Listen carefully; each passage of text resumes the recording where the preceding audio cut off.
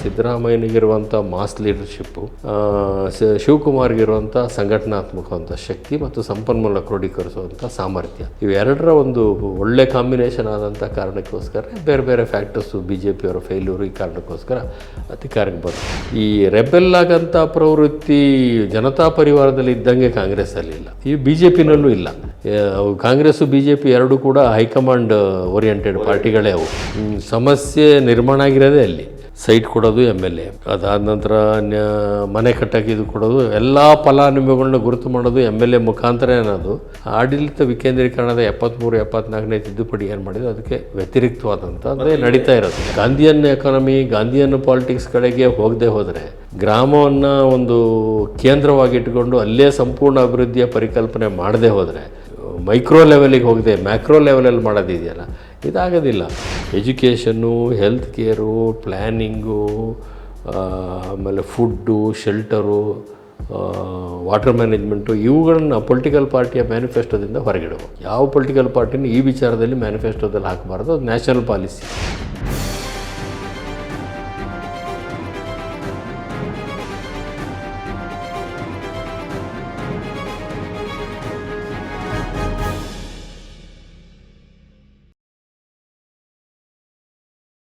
ಕರ್ನಾಟಕದಲ್ಲಿ ಈಗ D K she ಅವರು ಇಡೀ ಪಕ್ಷವನ್ನು ಅಧಿಕಾರಕ್ಕೆ ತರುವಲ್ಲಿ ಬಹಳ ಶ್ರಮಪಟ್ಟರು. ಅದರ ಬಗ್ಗೆ ಯಾರ್ದೂ ಪ್ರಶ್ನೆ ಇಲ್ಲ ಅಂತ ಅಂದ್ಕೊಳ್ತೇನೆ. ಆದರೆ ಅವರು ಮುಖ್ಯಮಂತ್ರಿ ಹುದ್ದೆಗೆ ಬರುವುದರ ಬಗ್ಗೆ ಇಡೀದಾಗಿ ತಡೆಯುವ ಒಂದು ದೊಡ್ಡ ತಡೆಗೋಡೆಯ ಹೋರಾಟವೇ ನಡೀತಾ ಇದೆ, ಬಹಿರಂಗಗೊಂಡಿದೆ. ಅದೇನು ಆಂತರಿಕ ಸತ್ಯವಾಗಿ ಉಳಿದಿಲ್ಲ. ಅದು ಇಲ್ಲ, ಅದು ಕಳೆದ ಬಾರಿ ಚುನಾವಣೆ ಭಾಳ ಜಿದ್ದಾಜಿದ್ದಿನ ಚುನಾವಣೆ. ಅದರಲ್ಲಿ ಸಿದ್ದರಾಮಯ್ಯ ಮತ್ತು ಶಿವಕುಮಾರ್ ಇಬ್ಬರದ್ದು ಸಿದ್ದರಾಮಯ್ಯನಿಗಿರುವಂಥ ಮಾಸ್ ಲೀಡರ್ಶಿಪ್ಪು, ಶಿವಕುಮಾರ್ಗಿರುವಂಥ ಸಂಘಟನಾತ್ಮಕವಂಥ ಶಕ್ತಿ ಮತ್ತು ಸಂಪನ್ಮೂಲ ಕ್ರೋಢೀಕರಿಸುವಂಥ ಸಾಮರ್ಥ್ಯ, ಇವೆರಡರ ಒಂದು ಒಳ್ಳೆ ಕಾಂಬಿನೇಷನ್ ಆದಂಥ ಕಾರಣಕ್ಕೋಸ್ಕರ ಬೇರೆ ಬೇರೆ ಫ್ಯಾಕ್ಟರ್ಸು ಬಿ ಜೆ ಪಿಯವರ ಫೇಲ್ಯೂರು, ಈ ಕಾರಣಕ್ಕೋಸ್ಕರ ಅಧಿಕಾರಕ್ಕೆ ಬಂತು. ಹಾಗಾಗಿ ಸಹಜವಾಗಿ ಶಿವಕುಮಾರ್ಗೆ ನಾನು ಮುಖ್ಯಮಂತ್ರಿ ಆಗಬೇಕು ಅಂತ ಆಸೆ ಇದ್ದರೆ ತಪ್ಪು ಅಂತ ನಾನೇನು ಹೇಳೋಕ್ಕೆ ಹೋಗೋದಿಲ್ಲ. ಸಹಜವಾಗಿರ್ಬೇಕಂತ ಇಷ್ಟು ವರ್ಷ ಹೋರಾಟ ಮಾಡಿ 85ನೇ ಇಸ್ವಿಯಿಂದ ಕಂಟಿನ್ಯೂಸ್ ಶಾಸಕರಾಗಿ ಬರ್ತಾಯಿದ್ದಾರೆ, ಇದೆಲ್ಲ ಮಾಡ್ತಾಯಿದ್ದಾರೆ, ಸಂಘಟನೆ ಶಕ್ತಿ ಇದೆ, ಇದೆಲ್ಲವೂ ಕೂಡ ಇದೆ.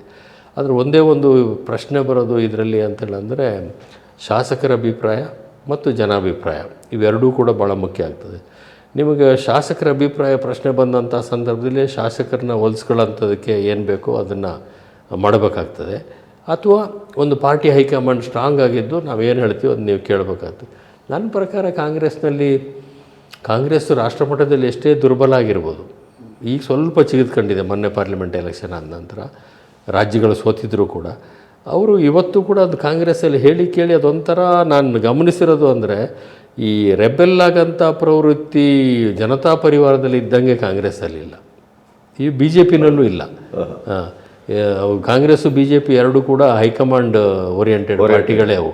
ಹಾಗೆ ಈಗಲೂ ಕೂಡ ಆ ಸಂದರ್ಭ ಬಂದರೆ ಒಪ್ತಾರೆ ಅಂತ ಕಾಣ್ತೇವೆ. ಸಿದ್ದರಾಮಯ್ಯನೂ ಕೂಡ ಆ ಥರ ಇರಲೇಬೇಕು, ಇಲ್ಲೇ ಇರಬೇಕು ಅಂತಕ್ಕಂಥದ್ದಿಲ್ಲ. ಆದರೆ ಈ ಬಹಿರಂಗವಾಗಿ ಚರ್ಚೆ ಅವಶ್ಯಕತೆ ಇರಲಿಲ್ಲ. ಪರ ಇರ್ಬೋದು, ವಿರುದ್ಧ ಇರ್ಬೋದು, ಅವೆಲ್ಲ ಕೂಡ ಭಾಳ ನಾಜೂಕಾಗಿ ಆಗಬೇಕಂತ ಕೆಲಸಗಳು. ಅದನ್ನು ಬಹಿರಂಗವಾಗಿ ಚರ್ಚೆ ಮಾಡಿದರೆ ಕಾಂಗ್ರೆಸ್ಸಿನ ಪ್ರವೃತ್ತಿಯಲ್ಲಿ ಬಹಿರಂಗ ಚರ್ಚೆಗೆ ಅವಕಾಶ ಇರಲಿಲ್ಲ, ಬಿಜೆಪಿಯಲ್ಲಿ ಇರಲೇ ಇರಲಿಲ್ಲ. ಅಲ್ಲೂ ಶುರುವಾಗಿದೆ. ಎರಡೂ ಪಾರ್ಟಿನಲ್ಲಿ ಕರ್ನಾಟಕದಲ್ಲಿ ನಡೀತಾ ಇರೋಂಥ ಬೆಳವಣಿಗೆಗಳು ಅವು ಎರಡೂ ಪಕ್ಷದ ಆರೋಗ್ಯಕ್ಕೆ ಒಳ್ಳೆಯದೇನಲ್ಲ. ಅದರಿಂದ ಎರಡೂ ಪಕ್ಷಗಳಿಗೆ ಲಾಸ್ ಆಗೇ ಆಗ್ತದೆ. ಇವತ್ತೇನೋ ವಿಜೇಂದ್ರ ಒಪ್ಕೊಂಡಿದ್ದಾರೆ, ಎಷ್ಟು ಹಾನಿ ಆಗ್ಬೋದು ಅಷ್ಟು ಆಗೇ ಹೋಗ್ಬಿಟ್ಟಿದೆ, ಇನ್ನೇನಾದರೂ ಏನೋ ಅನ್ನೋ ಅರ್ಥದಲ್ಲಿ ಅವ್ರು ಹೇಳಿದ್ದಾರೆ, ಇನ್ನು ಹಾನಿ ಆಗೋಕ್ಕೇನು ಉಳಿದಿಲ್ಲ. ಇಲ್ಲೂ ಕೂಡ ಜನಗಳ ನಿರೀಕ್ಷೆ ವಿಪರೀತವಾಗಿದೆ, ಇಲ್ಲ ಅಂತಿಲ್ಲ. ಕಾಂಗ್ರೆಸ್ ಬಗ್ಗೆ ಇತ್ತು, ಅಧಿಕಾರಕ್ಕೆ ಬಂದಾಗ ಎಕ್ಸ್ಪೆಕ್ಟ್ ಮಾಡಿದ್ದಕ್ಕಿಂತ ಜಾಸ್ತಿ ಸೀಟೇ ಬಂತು. ಬೈ ಎಲೆಕ್ಷನಲ್ಲಿ ಮತ್ತು 3 ಬಂತು. ಅದು ಹೇಗೆ ಬಂತು, ಏನು ಬಂತು, ಅದು ಬೇರೆ ಪ್ರಶ್ನೆ. ಬಂತು, ಅಲ್ಟಿಮೇಟ್ಲಿ ಗೆದ್ರೋ ಸೋತ್ರ ಅನ್ನೋದೇ ಪ್ರಶ್ನೆ ಅಲ್ಲ. ಹೇಗೆ ಗೆದ್ರಿ ಅಂತ ಯಾರೂ ಕೇಳೋದಿಲ್ಲ, ಗೆದ್ದರು. ಹಾಗಾಗಿ ಅದಕ್ಕೆ ಆ ಒಂದು ಜನಗಳಿದ್ದಂಥ ಇದನ್ನು ಉಳಿಸ್ಕೊಳ್ಬೇಕು ಅಂತೇಳಿದ್ರೆ ಭಾಳ ಕಷ್ಟ, ಸುಲಭ ಅಲ್ಲ ಅದು. ಯಾಕೆಂದರೆ ಜನಗಳ ನಿರೀಕ್ಷೆನೂ ವಿಪರೀತವಾಗಿದೆ. ಈಗ ಒಂದು ಕಾಲದಲ್ಲಿ ಪಾರ್ಲಿಮೆಂಟ್ ಮೆಂಬರು, ಅಸೆಂಬ್ಲಿ ಮೆಂಬರು ಅಂತೇಳಂದರೆ ಅವರ ಜವಾಬ್ದಾರಿಗಳೇ, ಕರ್ತವ್ಯಗಳೇ ಬೇರೆ ಇತ್ತು ಅಂತಿತ್ತು.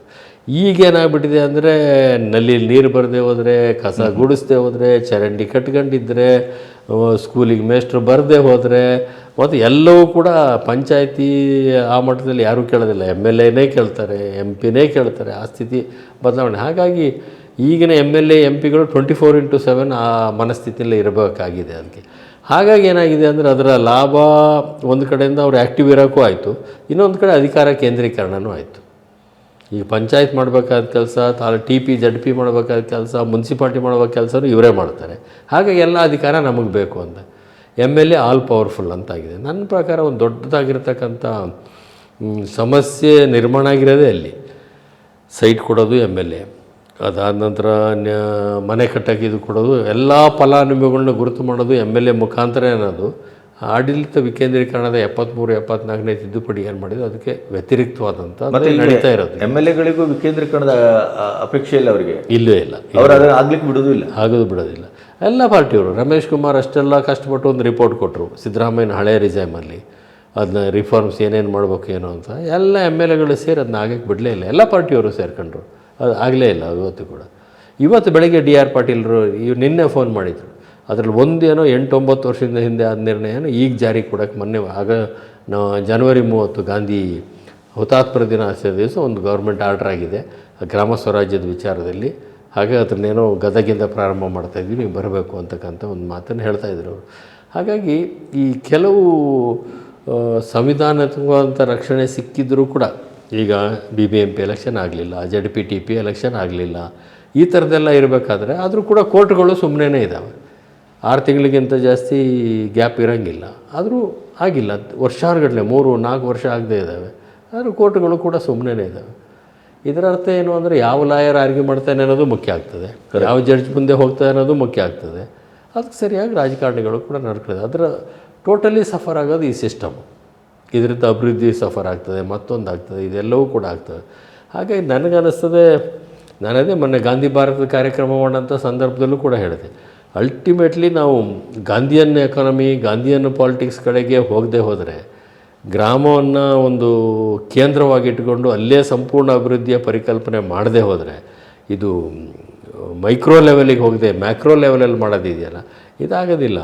ಈಗ ಬೆಂಗಳೂರು 1,40,40,00,000 ಪಾಪ್ಯುಲೇಷನ್ನು, ಸುಮಾರು ಒಂದು 50 ಕಿಲೋಮೀಟ್ರ್ ಉದ್ದ, 50 ಕಿಲೋಮೀಟ್ರ್ ಆಗಲ, 2 ಸಿಂಗಾಪುರ ಹಾಕಿದರೆ 1 ಬೆಂಗಳೂರು ಅಷ್ಟು ಬೆಳೆದೋಗ್ಬಿಟ್ಟಿದೆ ಇದು. ಇಲ್ಲಿ ಯಾರು ಬಂದರೆ ಏನು ಮಾಡೋಕ್ಕೆ ಸಾಧ್ಯ? ಏನಿಲ್ಲ. ಇದನ್ನು ಬರ್ತಾ ಇನ್ನೊಂದು 10 ವರ್ಷದಲ್ಲಿ ಒಂದು ದೊಡ್ಡ ಕೊಳಗೇರಿ ಆಗ್ಬೋದು ಹೊರತು ಇನ್ನೇನು ಆಗೋಕ್ಕೆ ಸಾಧ್ಯ ಇಲ್ಲ. ಬೆಂಗಳೂರು ಅಭಿವೃದ್ಧಿಯ ಪರಿಕಲ್ಪನೆಗಳೇ ಅರ್ಥವೇ ಆಗೋದಿಲ್ಲ. ಈಗ ನೀವೇನು ಸ್ಯಾಟಲೈಟ್ ಟೌನ್ ಮಾಡೋಕ್ಕೆ ಅಂತ ಈಗ ಮಾತಾಡ್ತಾ ಇದ್ದಾರೆ, ಅಲ್ಲಿ ತಲುಪಿ ಆಗಿದೆ ಬೆಂಗಳೂರು. ಬಿಡದಿಗೂ ಬೆಂಗಳೂರು ತಲುಪಿ ಆಗಿದೆ, ನೆಲಮಂಗಲಕ್ಕೂ ಬೆಂಗಳೂರು ತಲುಪಿ ಆಗಿದೆ, ಹೊಸಕೋಟೆಗೂ ತಲುಪಿ ಆಗಿದೆ, ಇದಕ್ಕೆ ಈ ಕಡೆನೂ ಕನಕಪುರದವರೆಗೂ ಬೆಂಗಳೂರು ಹೋಗ್ತಾ ಇದೆ, ಈ ಕಡೆ ಹೊಸೂರವರೆಗೂ ಬೆಂಗಳೂರು ಹೋಗಿದೆ, ಎಲ್ಲ ಕಡೆ ಬೆಂಗಳೂರು ಹೋಗಿಬಿಟ್ಟಿದೆ. ಇನ್ನು ಸ್ಯಾಟಲೈಟ್ ಏನೋ ಅದು ಇದರೊಳಗೆ ಸೇರ್ಕೊಂತವೆ ಅಷ್ಟೇ, ಬೇರೆ ಏನೂ ಆಗೋಕ್ಕೆ ಸಾಧ್ಯ ಇಲ್ಲ. ಈ ಥರದ್ದು ಈ ಅಭಿವೃದ್ಧಿಯ ಪರಿಕಲ್ಪನೆ ವ್ಯತ್ಯಾಸ ಆಗಲ್ಲಿ ತನಕ ಯಾವ ಥರ ಆಗ್ತಾಯಿದೆ ಅಂದರೆ, ಇತ್ತೀಚೆಗೆ ನಾನು ಓದಿದ ಒಂದು ಅಂಕಿಅಂಶದ ಪ್ರಕಾರ 1 ನಿಮಿಷಕ್ಕೆ ಒಂದು ಗ್ರಾಮದಿಂದ 17 ಜನ ನಗರಕ್ಕೆ ಬರ್ತಾ ಇದ್ದಾರೆ ಅಂತ. ಎವ್ರಿ ಮಿನಿಟ್ ಇಂಡಿಯಾದಲ್ಲಿ 17 ಜನ ನಗರಗಳಿಗೆ ವಲಸೆ ಬರ್ತಿದ್ದಾರೆ ಕೆಲಸ ಹುಡ್ಕೊಂಡು ಜೀವನ ಮಾಡೋಕ್ಕೆ. ಈ ಥರ ಇದೇ ಥರ 75% ಇದ್ದ ಕೃಷಿ ಈಗ 62-63% ಬಂದಿದೆ. ಇನ್ನು ಬರ್ತಾ ಈ ಥರ ಆಗಿಬಿಟ್ರೆ ಎಲ್ಲವೂ ಕೂಡ ಅದಾಗ್ತದೆ. ಹೌದು. ಹಾಗಾಗಿ ನನ್ನ ಪ್ರಕಾರ ನಾನೇನು BJPಯ ಕಾರ್ಯಕ್ರಮನ ಕಾರಣಕ್ಕೆ ಹೇಳ್ತಾ ಇಲ್ಲ, ಸ್ಮಾರ್ಟ್ ಸಿಟಿ ಬದಲಿಗೆ ನಮ್ಮಲ್ಲಿ ಸ್ಮಾರ್ಟ್ ವಿಲೇಜ್ಗಳ ಕಾರ್ಯಕ್ರಮ ಆಗಬೇಕಾಗಿತ್ತು.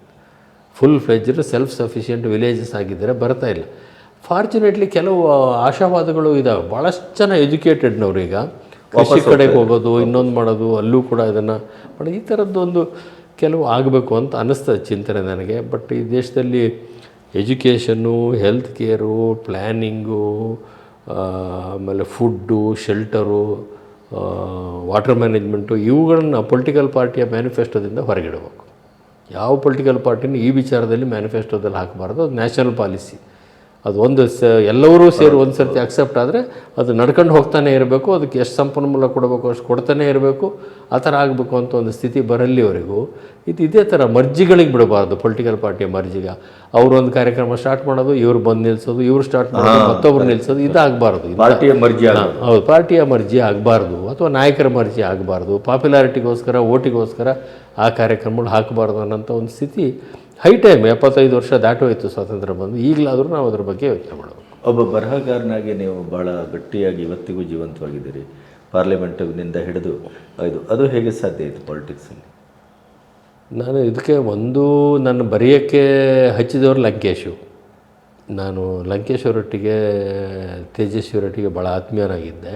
ಹೆಚ್ಚು ಲಂಕೇಶ್ ಒಟ್ಟಿಗೆ ವಿದ್ಯಾರ್ಥಿ ಆದ್ಯಸೆಯಿಂದ ಅವರೊಟ್ಟಿಗೆ ಓದ್ತಾ ಇದ್ದೆ. ಆಗ ಅವ್ರು ನನ್ನ ಕೈಯಲ್ಲಿ ಬರೆಸ್ತಾಯಿದ್ರು, ಇದ್ರ ಬಗ್ಗೆ ಒಂದು ಬರೆಯೋ, ಅದ್ರ ಬಗ್ಗೆ ಬರೆಯೋ. ಅದು ನಾನು ಹೇಳಿದೆ ಹೆಸರಾಕಿ ಬರೆಯೋಕ್ಕಾಗೋದಿಲ್ಲ, ಕೆಲವು ಮುಜುಗರದ ವಿಷಯಗಳಿದ್ದಾವೆ, ಹೆಸರಾಕ್ಬಿಡ ಬೇರೆ ಯಾವ್ದಾರು ಹೆಸರಲ್ಲಿ ಬರೀ ಅಂತ ಲಂಕೇಶ್ ಪತ್ರಿಕೆಯಲ್ಲಿ ತುಂಬ ಬರೆದೀನಿ ನಾನು, ಬೇರೆ ಬೇರೆ ಹೆಸರಲ್ಲೆಲ್ಲ ಬರೆದೀನಿ. ಅದಾದ ನಂತರ ಒಂದು ರಾಜಕೀಯ ಪಕ್ಷಗಳ ಪ್ರಣಾಳಿಕೆ ಬರೆಯೋದು, ಬೇರೆ ರೆಸೊಲ್ಯೂಷನ್ಗಳು ಬರೆಯೋದು, ಇದು ಹೆಚ್ಚು ಕಮ್ಮಿ ಜವಾಬ್ದಾರಿ ಆವತ್ತಿಂದ ನಮಗೆ ಬರ್ತಾ ಇತ್ತು. ಕಾರಣಕ್ಕೋಸ್ಕರ ಅದು ಒಂದು ನಮ್ಮ ಮಲೆನಾಡಿನ ವಾತಾವರಣ ಇರ್ಬೋದು, ಅಥವಾ ನಾವು ಓದ್ಕೊಂಡಂಥ ತೇಜಸ್ವಿ, ಕುವೆಂಪು, ಲಂಕೇಶ್, ಅನಂತಮೂರ್ತಿ ಈ ಥರದ್ದೆಲ್ಲ ಬೇರೆ ಬೇರೆಯವ್ರದ್ದೆಲ್ಲ, ಅಥವಾ ಕಾರಂತರು ಇದೆಲ್ಲ ಓದೋ ಹವ್ಯಾಸ ಒಂದು ಭಾಳ ಇತ್ತು ನನಗೆ, ಈಗಲೂ ಇದೆ. ಓದೋಕ್ಕೆ ತುಂಬ ದಿನಕ್ಕೊಂದು 2 ಗಂಟೆ ಆದರೂ ನಾನು ನಮ್ಮ ಪಾಸ್ ಟೈಮ್ ಅಂದರೆ ಅದು ನ್ಯೂಸ್ ಪೇಪರ್ ಇರ್ಬೋದು, ಪುಸ್ತಕ ಇರ್ಬೋದು, ಟ್ರಾವೆಲ್ ಟೈಮು, ಎಲ್ಲ ಟೈಮಲ್ಲೂ ಓದೋಕ್ಕೊಂದು ನಂದು ಆದ್ಯತೆ ಇದ್ದೇ ಇದೆ. ಬೆಸ್ಟ್ ಪಾಸ್ ಟೈಮ್ ಅಥವಾ ನಂದು ಹಾಬಿ ಅಂತೇನಂದರೆ ಓದೋದೇ ಅಥವಾ ಬರೆಯೋದು. ಅದನ್ನು ಬರ್ಕೊಂಡು ಬರ್ತಾ ಮಾಡಿದೆ. ಅದನ್ನ ಪುಸ್ತಕ ಬರೀಬೇಕು ಅನ್ನೋದು ನನಗೇನು ಅಂಥದ್ದೇನು ಇರಲಿಲ್ಲ. ನಾನು ಸಭಾಪತಿಯಾಗಿದ್ದಂಥ ಸಂದರ್ಭದಲ್ಲಿ ನಾನು ಸಭಾಪತಿಯಾಗಿ ಕೆಲಸ ಮಾಡ್ತಾಯಿದ್ದಾಗ ಭಾಳ ದಿಗ್ಗಜರು ಕೌನ್ಸಿಲಲ್ಲಿದ್ದರು. ಎಂತೆಂಥ ದಿಗ್ಗಜರು ಅಂತೇಳಿದ್ರೆ ಯಡಿಯೂರಪ್ಪನವರು, DS ಶಂಕರಮೂರ್ತಿಯವರು, KS ಶ್ರೀನಿವಾಸು, MC ನಾಣಯ್ಯನವರು, ಡಾಕ್ಟರ್ ತಂಗವರು, ಡಾಕ್ಟರ್ ಆಚಾರ್ಯ ಅವರು, ಒಬ್ರಿಗಿಂತ ಒಬ್ಬರು ವಿದ್ವಾಂಸರು, ಒಬ್ರಿಗಿಂತ ಒಬ್ಬರು ಒಳ್ಳೆ ನಾನು ಮೇಲೆ ಕೂತ್ಕೊಂಡು ಆ ಸಭೆಯಲ್ಲಿ ಈ ಕಡೆ ಕೃಷ್ಣ ಇವರೆಲ್ಲ ಇದ್ದರು, ಇವರ ಮಂತ್ರಿಮಂಡಲದಲ್ಲಿ ಇಲ್ಲಿ ಖರ್ಗೆ, ಕೃಷ್ಣ, ಧರ್ಮಸಿಂಗ್, ದೊಡ್ಡವರು ಬಲ ಎರಡಕ್ಕೆ ನೋಡಿದ್ರು ದಿಗ್ಗಜರು. ನನಗೇ ಒಳಗಡೆಯಿಂದ ಅನ್ಸೋಕ್ಕೆ ಶುರುವಾಯಿತು, ನನ್ನ ನಾಲೆಡ್ಜು ಇದು ಕಡಿಮೆ ಇದೆ, ಇವ್ರನ್ನೆಲ್ಲ ನಿಭಾಯಿಸೋಷ್ಟು ಮಾಡೋಷ್ಟು, ಅಥವಾ ಇದು ಅನುಭವನೂ ಕಡಿಮೆ ಇದೆ, ತಿಳುವಳಿಕೆನೂ ಕಡಿಮೆ ಇದೆ ಅಂತ. ಆಗ ನನಗೆ ಭಾಳ ವರ್ಷದಿಂದ ನಾನು ಪೊಲಿಟಿಕಲ್ ಸೈನ್ಸ್ ಓದಬೇಕು ಅಂತ ಒಂದು ನನಗೆ ಆಸೆ ಇತ್ತು. ಆಗಿರಲಿಲ್ಲ. BSc ಮಾಡಿ LLB ಮಾಡಿ ಸುಮ್ಮನಾಗಿದ್ದೆ. ಆಗ MA ಪೊಲಿಟಿಕಲ್ ಸೈನ್ಸಿಗೆ ಪರೀಕ್ಷೆಗೆ ಸೇರ್ಕೊಂಡೆ ನಾನು. ಆಮೇಲೆ ಸಭಾಪತಿಯಾಗಿದ್ದಾಗಲೇ MA ಪೊಲಿಟಿಕಲ್ ಸೈನ್ಸ್ ಕಂಪ್ಲೀಟ್ ಮಾಡಿದೆ ಬೆಂಗಳೂರು ಯೂನಿವರ್ಸಿಟಿನಲ್ಲಿ. ಕಂಪ್ಲೀಟ್ ಮಾಡಿದ ನಂತರ ನನ್ನ ಕೆಲವು ಸ್ನೇಹಿತರು, ಪ್ರೊಫೆಸರ್ ವೆಲೇರಿಯನ್ ರೋಟಿಕ್ಸು, ಆಮೇಲೆ professor Sadananda, professor Rajaram Tolpadi, professor MG ಕೃಷ್ಣನ್ನು, ಅವ್ರು ತೀರೋದ್ರು. ಇಂಥವ್ರು ಕೆಲವರೆಲ್ಲ ಒಂದು ಕಡೆ ಸುಮ್ಮನೆ ಎಲ್ಲೋ ಕೂತು ಒಟ್ಟಿಗೆ ಸೇರಿದಾಗ ಪಾರ್ಲಿಮೆಂಟ್ ಬಗ್ಗೆ ಒಂದು ರಿಸರ್ಚ್ ಯಾಕೆ ಮಾಡಬಾರ್ದು ಅಂತ ಮಾತಾಡಿದೆ. ನನಗೆ ಸಂಬಂಧ ಇಲ್ಲದ ವಿಷಯ ಅಂತ ಅವ್ರಿಗೆ ಬಿಟ್ಟೇ ಇದ್ದೇನೆ. ಅವರೆಲ್ಲ ಹೇಳಿದರು, ಪ್ರೊಫೆಸರ್ ರೋಟ್ರಿಕ್ಸು, ಕೃಷ್ಣನು, ತೋಳ್ಪಾಡಿ ಇವರೆಲ್ಲ ಹೇಳಿದರು, ನೀವು ಪಾರ್ಲಿಮೆಂಟಲ್ಲೂ ಇದ್ದಿರಿ, ರಾಜಕಾರಣದಲ್ಲೂ ಇದ್ದೀರಿ, ಇದರಲ್ಲೂ ಇದ್ದೀರಿ, ನೀವೇ ಬೆಸ್ಟ್ ಪರ್ಸನು, ಪಾರ್ಲಿಮೆಂಟ್ ಬಗ್ಗೆ ಇದುವರೆಗೆ ಯಾರೂ ರಿಸರ್ಚ್ ಮಾಡಿಲ್ಲ ಅಂತ ಅಂದರು. ನನಗದು ಗೊತ್ತಿರಲಿಲ್ಲ. ಪಾರ್ಲಿಮೆಂಟ್ ಫಂಕ್ಷನಿಂಗ್ ಬಗ್ಗೆ ಪಾರ್ಲಿಮೆಂಟ್ ಬಗ್ಗೆ ಬೇಕಾದಷ್ಟು ಬುಕ್ ಬಂದಿದ್ದಾವೆ, ಅದು ರಿಸರ್ಚ್ ಆಗಿಲ್ಲ ಅಂತೇಳಿ ಅವ್ರು ಹೇಳಿದರು ಮಾಹಿತಿನ. ಆಗ ನನಗೆ ಗೊತ್ತು ಯಾಕೆ ಮಾಡಬಾರ್ದು ಅಂತ ಯೋಚನೆ ಮಾಡಿದೆ. ಆಗಿನ್ನೂ ನಾನು ಸಭಾಪತಿನೇ ಆಗಿದ್ದೆ. ಆಯಿತು ಅಂತ ರಿಜಿಸ್ಟರ್ ಮಾಡಿಸಿದೆ, ನೋಡೋಣ MA ಪೊಲಿಟಿಕಲ್ ಸೈನ್ಸ್ ಆಗಿತ್ತಲ್ಲ, ನೋಡೋಣ ಆದರೂ ಮಾಡೋದು ಇಲ್ಲದ್ರೆ ಬಿಟ್ಬಿಡೋದು ಅಂತ. ಆಮೇಲೆ ರಿಸರ್ಚ್ ಮಾಡೋಕ್ಕೆ, ಯಾಕೆಂದ್ರೆ ನಾನು ಪೊಲಿಟಿಕಲ್ ಸೈನ್ಸ್ MA ಬರೀಬೇಕಾದ್ರೆ ನನಗೆ ಭಾಳ ಕಷ್ಟ ಆಗಿತ್ತು. ಯಾಕೆಂದರೆ ಅದು ಸಂಪೂರ್ಣವಾಗಿ ನಾನು 25 ವರ್ಷ ಗ್ಯಾಪ್ ಇತ್ತು. ನಾನು ಲಾ ಮುಗಿಸಿದ್ದಕ್ಕೂ MA ಕಟ್ಟಿದ್ದಕ್ಕೂ ದೊಡ್ಡ ಗ್ಯಾಪ್ ಇತ್ತು. ಬರೆಯೋದು ಭಾಳ ಕಷ್ಟದ ಕೆಲಸ ಆಗಿತ್ತು. ಎಷ್ಟರ ಮಟ್ಟಿಗೆ ಅಂದರೆ ನಾನು ಎಲ್ಲ ಹುಡುಗರೊಟ್ಟಿಗೆ ಕೂತ್ಕೊಂಡು ಅವರೊಟ್ಟಿಗೆ ಪರೀಕ್ಷೆ ಬರೀಬೇಕಾಗಿತ್ತು. ಸ್ಪೆಷಲ್ ಅರೇಂಜ್ಮೆಂಟ್ ಏನಿರಲಿಲ್ಲ, ಯಾವುದೋ ಕಾಲೇಜ್ಗಳಲ್ಲಿ ಸೆಂಟ್ರ್ ಇತ್ತು, ಅಲ್ಲೋಗಿ ಬರೀತು. ಅದರಲ್ಲಿ ವಿಷಯ ಗೊತ್ತಿದ್ದರೂ ಕೂಡ ಬರೆಯೋದು ಕಷ್ಟ ಆಗುತ್ತೆ ನನಗೆ, ಯಾಕೆಂದರೆ ಸ್ಪೀಡ್ ಸಿಗ್ತಾ ಇರಲಿಲ್ಲ. ಆಮೇಲೆ ಎಲ್ಲಿ ತನಕ ಪರಿಸ್ಥಿತಿ ಬಂದರೆ ಅಂದರೆ first year 6 paper, second year 6 paper, 5-6 ಪೇಪರ್ಗಳು. ಅದನ್ನು ಕೊನೆಗೆ ನಾನು ಎಲ್ಲಿ ಅಂದರೆ ಪೇನ್ ಕಿಲ್ಲಿಂಗ್ ಇಂಜೆಕ್ಷನ್ನು ಎಲ್ಲ ತಗೊಂಡು ಪರೀಕ್ಷೆ ಬರೀಬೇಕಾದ ಸ್ಥಿತಿ ಬಂದುಬಿಡ್ತು. ನನಗೆ ಮರ್ಯಾದೆ ಪ್ರಶ್ನೆ ಆಗ್ಬಿಡ್ತು ಆ ಹುಡುಗರ ಎದುರಿಗೆ ಬರೀದೇ ಹೋದರೆ ಅಂತ. ಬಟ್ ಆಯಿತು, ಒಳ್ಳೆ ಮಾರ್ಕ್ಸ್ ಬಂತು, ಫಸ್ಟ್ ಕ್ಲಾಸಲ್ಲೇ ಪಾಸಾದೆ. ಆಮೇಲೆ ಅದೇ ಥರ ಆಗಬಾರ್ದು. PhD ಅಂದರೆ ನಾನೇ ರಿಜಿಸ್ಟರ್ ಮಾಡೋದು, ಥೀಸಿಸ್ ಸಬ್ಮಿಟ್ ಮಾಡೋದು ಅಂದ್ಕೊಂಡಿದ್ದೆ.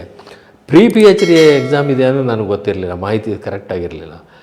ಆಮೇಲೆ 1 ವರ್ಷ ಆದಮೇಲೆ ನೋಡ್ತೀನಿ PhD ಎಕ್ಸಾಮಿನೇಷನ್ ಪಾಸ್ ಮಾಡಬೇಕು ಅಂತ ಬಂತು. ಅದು ಕಬ್ಬಿಣದ ಕಡಲೆ, ಅದು PhD. ಅದು ವಿಪರೀತ. ಪಾಪ ಒಬ್ಬರು ಸುರೇಶ್ ಅಂತ, ಇನ್ನೊಬ್ಬರು ಪೂರ್ಣಿಮಾ ಅಂತ, ಇಬ್ಬರು ಡಾಕ್ಟ್ರೇಟು. ಅವರು ಲೆಕ್ಚರರ್ಸ್. ಪಾಪ ಅವರು PUC ಕಾಲೇಜಲ್ಲೋ ಡಿಗ್ರಿ ಕಾಲೇಜ್ ಈಗಲೂ ಇದ್ದಾರೆ, ಎಲ್ಲ ಲೆಕ್ಚರರ್ಸ್. ಅವರು ನನಗೆ MA ಓದಬೇಕಾದ್ರೆ, PhD ಮಾಡಬೇಕಾದ್ರೆ ತಿಂಗಳಾನುಗಟ್ಟಲೆ ಟ್ಯೂಷನ್ ಹೇಳಿದ್ದಾರೆ, ತಿಂಗಳಾನುಗಟ್ಟಲೆ. ಆಮೇಲೆ ಎಲ್ಲ ಬರಿತಾ ಇದ್ದೆ ನಾನು ಅಭ್ಯಾಸ ಮಾಡಿ. ಏನು ಪ್ರಶ್ನೆ ಅವರು ಕೊಡ್ತಿದ್ರು ನನಗೆ, ಅದಕ್ಕೆ ನೋಡದೆ ಉತ್ತರ 2-3 ಸರ್ತಿ ಬರೋದು, ಆ ಥರ ಅಭ್ಯಾಸ ಮಾಡ್ಕೊಂಡು ಆಮೇಲೆ ಪಾರ್ಲಿಮೆಂಟ್ ಬಗ್ಗೆ ರಿಸರ್ಚ್ ಮಾಡೋಕ್ಕೆ ಶುರು ಮಾಡಿದಾಗ ಭಾಳ ಇಂಟ್ರೆಸ್ಟಿಂಗ್ ಸಬ್ಜೆಕ್ಟ್ಗಳು ತುಂಬ ಗೊತ್ತಾದವು ನನಗೆ. ಡೆಲ್ಲಿನಲ್ಲಿ ಒಂದು 5-6 ತಿಂಗಳಿದ್ದೆ. ಸೆಂಟ್ರಲ್ ಪಾರ್ಲಿಮೆಂಟ್ ಲೈಬ್ರರಿಗೆ ಮತ್ತು JNU ಲೈಬ್ರರಿಗೆ ಎಲ್ಲ ಹೋಗ್ತಾಯಿದ್ದೆ. CSDSಗೆ ಹೋಗ್ತಾಯಿದ್ದೆ. ಅಲ್ಲಿ ತುಂಬ ಜನ, ಪ್ರೊಫೆಸರ್ ರೋಟ್ರಿಕ್ಸು ಇವರೆಲ್ಲ ತುಂಬ ಸಹಾಯ ಮಾಡಿದರು ನನಗೆ ಅಲ್ಲಿ. ಆ ಲೈಬ್ರರಿ ಇದೆಲ್ಲ ಮಾಡಿ ನಾನು ಅಂತಿದ್ದು ಈ ಥರ ಮಡಿಬೇಕು ಅಂಥೇಳಿ. ಆಮೇಲೆ ಥೀಸಿಸ್ ಸಬ್ಮಿಟ್ ಮಾಡಿದೆ.